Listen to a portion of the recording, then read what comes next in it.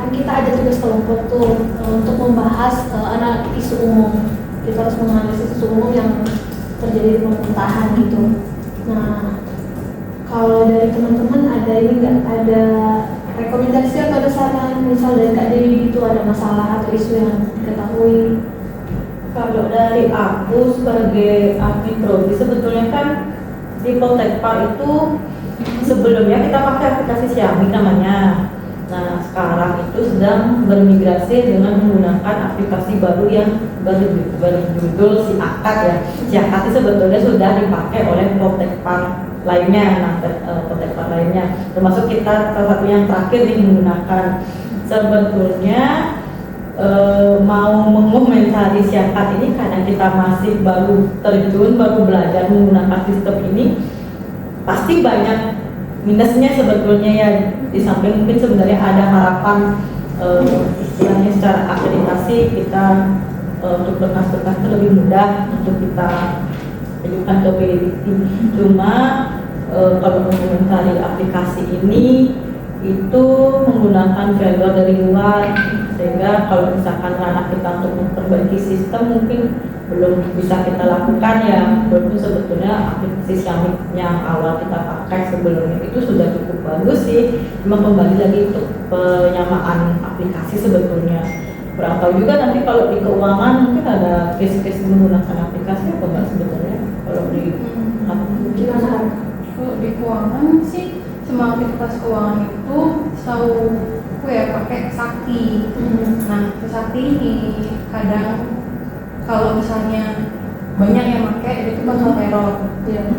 Errornya itu kadang data-data yang udah diinput tuh nggak mau disimpan. Udah nggak mau simpan, data-datanya itu harus diinput satu-satu. Nggak bisa langsung sekalian keluar, jadi kan lambat. Terus itu dia error itu nggak bisa simpan datanya. Kadang nggak bisa login. Tapi Sakti ini cuma dipunya sama yang bekerja di bagian keuangan kan? Iya. Khususnya untuk admin, untuk staf di bagian keuangan. Nah, kalau untuk operasionalnya ya Kak, itu kan servernya itu bukan ranah kita ya sebenarnya. Karena setahu aku juga Sakti itu kan aplikasi yang dikasih sama Kementerian Keuangan. Kita cuma sebagai penggunanya doang, sebagai operatornya gitu. Apa kita cari isu yang menggunakan aplikasi itu gitu, tidak merubah, tidak memperbaiki servernya gitu. Karena pernah tahu itu transaksi apa di Sakti gitu. Kalau aku Saktinya tuh untuk aset, pencatatan aset, dan sejauh yang aku tahu sampai sekarang di aset tuh nggak ada masalah untuk Sakti. Kamu ada isu gitu? Atau kita bisa pakai itu slip gaji. Kan kita perlu nih slip gaji. Apa sih perlu slip gaji kan? Oh iya, slip gaji kita nggak ada ya? Ada. Kita harus minta dulu baru dikasih. Kalau Kak gimana? Sebenarnya bagus sih, karena case-nya aku ingin tahu, karena mungkin atau sih teman-teman apakah sempat ngecek mobile banking, karena kan kita apalagi yang nggak di keuangan ya, kita nggak tahu nih sebetulnya berapa sih yang kita dapat tiap bulannya. Kadang-kadang kok bisa perhitungannya berubah-ubah, kadang kita juga nggak tahu komponen gaji kita apa aja, dan kita cuma boleh mengajukan itu saat ada permintaan. Dan apa ya istilahnya yang saat kita mau mengajukan itu ke bagian keuangan baru akan dibuatkan seperti itu ya. Sebenarnya mungkin kalau di swasta lazim menggunakan ini sih sistem sih. Kalau seperti itu harus diminta, biasanya udah disediakan gitu ya dari tim manajemen kalau untuk subgaji di swasta. Terus kalau di sini juga kadang kayak sungkan gitu, misalnya kayak kita minta ke bapaknya gitu kan ada beliau yang tanggung jawab tentang subgaji, kadang kayak takut ganggu, atau kalau kayak kita cuma sekedar penasaran pengen tahu berapa gitu kan kayak apalagi iya transparansinya gitu, kita butuh juga tahu. Lagian nggak semua pegawai itu ada kesempatan dan waktu untuk naik ke bagian keuangan. Iya, gajinya semua punya kesibukan masing-masing. Dan benar divisinya sih sebenarnya gajinya dalam bentuk elektronik kan ya, kita bisa akses gitu loh, nggak usah dalam bentuk fisiknya lagi. Dimanapun pas gajian kita bisa tahu, oh ternyata gajiku segini dengan rinciannya sebagai berikut ya gitu. Ini bisa dikirim ke email gitu ya? Iya, Iya, email sih biar lebih privasi. Ya, Iya, Betul. Ya, itu sebenarnya salah satu hal yang bagus ya. Kalau memang tidak dari sistem melalui email seperti kalau misalkan di swasta ya, jadi kita transparan kan, dapat informasi yang jelas mengenai gaji kita sebetulnya. Kita ada makan ya kan, banyak uang masuk yang kita terima tapi kita tidak tahu ini rinciannya berapa, kayak makan juga beda-beda kan, beda-beda juga kan. Sebenarnya benar sih gitu, tapi kita bingung loh, kok beda sama bulan kemarin, di hari berapa, di hari apa ya libur, kok aku nggak dapat uang makan di hari itu gitu kan, perlu juga rinciannya. Oke, berarti kita angkat isu itu aja ya, fixnya itu persetujuan kita semua diskusi hasilnya gitu ya. Kita akan kerjain, bahas sama-sama. Berarti kita analisis kasusnya pakai apa? SWOT? Ya, pakai soalnya Gampang ya pakai soalnya. Mungkin pakai SWOT aja sih Kak ya. Kita sama-sama menyampaikan kelebihan kelemahan Iya, dari sistem keluar oh, dan gitu. ancaman. Oke. analisis SWOT. Ini cara kerjanya kita bagi-bagi atau gimana? Di bagi-bagi aja. Bagi aja pakai ini. Pakai itu yang biasa kita gunakan. Oh iya, Isi biasa ya? Iya. Isinya apa? Isi laporannya?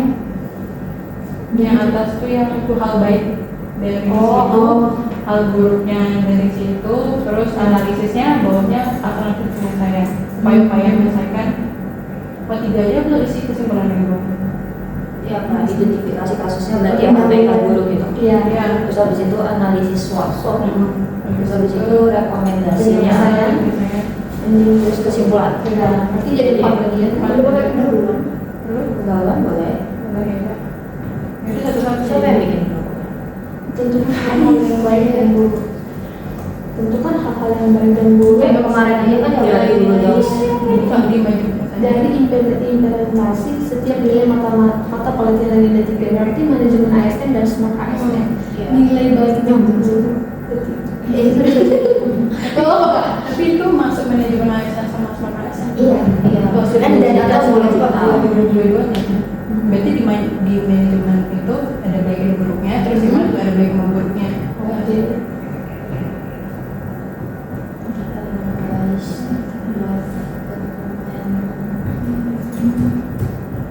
Berarti kalau manajemen ASN tadi maksudnya yang di bagian dan nyaman itu ya? Iya, tidak kalau smartnya digitalisasinya. Iya, pakai pakai email dikirim ke mana? Email di platform digital. Paling gampang dan semuanya bisa. Harusnya kan kita udah lapor email kan ya?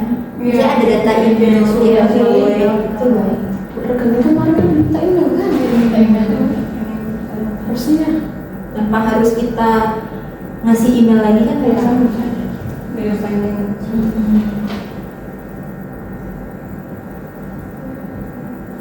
Sip. Hari ini di YouTube sudah ada yang bikin juga ya. Oke, di grup ya guys. Silakan, terima kasih. Oh iya. Schedule-nya di apa tadi? Pendahuluan ya? Iya. Pendahuluan. Analisis kasus.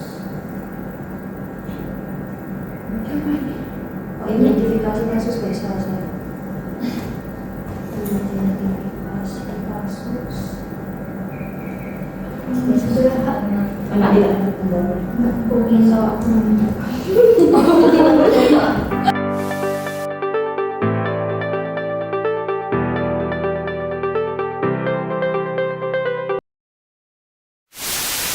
Oke guys, ini kayaknya udah selesai deh ya. Ini perbagian udah selesai kan dari awal pendahuluan. Iya iya. Iya. Oke, minta tolong ke Kak Arin bacain kesimpulannya Kak. ya guys, jadi kesimpulannya kan tadi transformasi digital ini kan banyak manfaatnya ya ternyata. Yang pertama, dia bisa bikin tata kelola administrasi itu jadi lebih transparan, efisien, terus datanya juga lebih akurat. Terus pegawai kita ini nanti juga bisa akses kredit gajinya itu dengan lebih cepat dan aman, tanpa harus ketemu sama kertas lagi kan, yang misalkan ada yang kertasnya hilang atau kita lama dapatnya.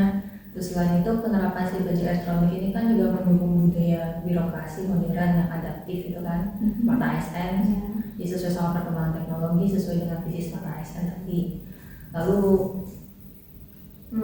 dengan Siberji ini juga bisa jadi langkah strategis untuk memperkuat akuntabilitas, meningkatkan pelayanan, dan bisa membuat administrasi pemerintah itu jadi lebih efektif. Oke, bagus.